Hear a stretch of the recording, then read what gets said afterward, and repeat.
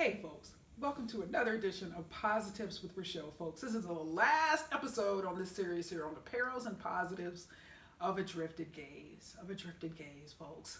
And so when we think about this and we hear, the coronavirus pandemic and how it's upended our lives and various aspects. And so, folks, we are still here. It's important to remember that. This has been going on, this pandemic has been going on since March. We've got some good news coming on the vaccine fronts and all of that. But folks, we're still here. What has been an incredibly challenging year for all of us, we are still here. So stay encouraged, folks. Keep on keeping on. Keep on keeping on. And so as I talked about during this series, we talk about some of the positives of a drifted gaze. Yes, yeah, this pandemic has challenged folks like never before in all respects, in all aspects certainly. And so that gaze on, am I happy? Am I fulfilled? How is this, what's going on? And so I really think, and again, this pandemic is a tragic situation, not a good situation, not implying that at all. But as I always state, okay, there's silver linings in adversity. There's growth, particularly in terms of our character during adversity, because we grow more during the struggle, during the tough times, during adversity, during the hardship, than we do when everything is going our way and everything's just hunky-dory, so to speak. No. So there's lessons to be learned. There's character that's being developed.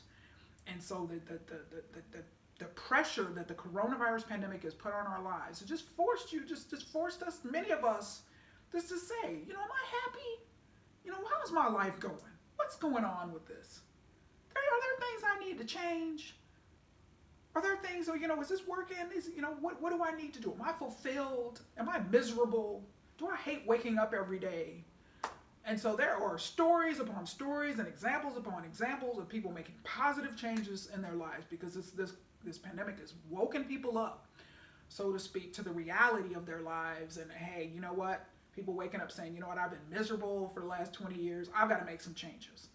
All right, I've got to make some changes. And so in the perils of a drifted gaze, when I talked about how you're just kind of going through life and then your gaze just kind of, drifts off.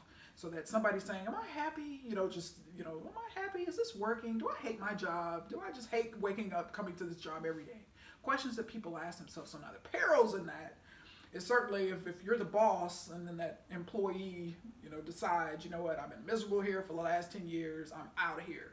So there's certainly perils to a drifted gaze, and certainly relationally speaking, with all due respect, when somebody realizes that they're just not happy and the situation isn't working. So from a positive standpoint, they're facing the truth and taking positive steps in life to say, hey, I deserve happiness. I deserve purpose. I deserve to just wake up every day excited about life, with a zest for life, and just know that I'm ready to conquer another day. Today's going to be great. I'm going to make it great. But life is, people don't, oh, Rachelle, you're such a positive, upbeat person. I've heard that for years. But folks, it just doesn't happen on its own.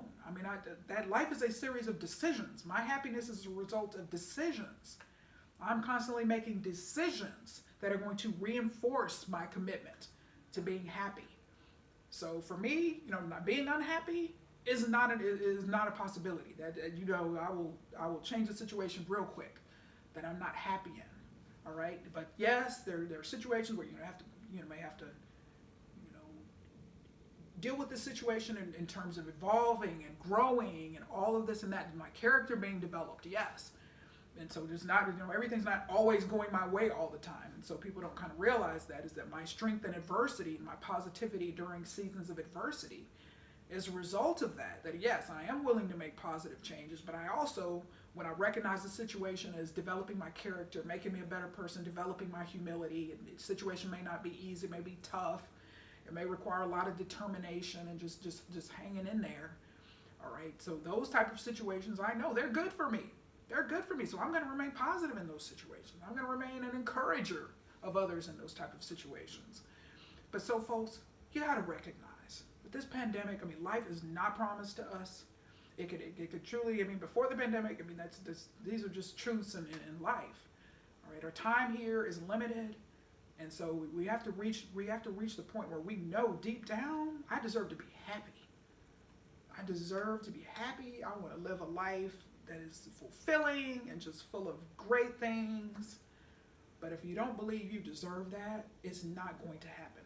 And there's just only so much I can do. I can encourage you in that direction and to feel that way, but it's up to you truly to take a hold of that and say, you know what? Yeah, I really do deserve good things. I deserve to be happy.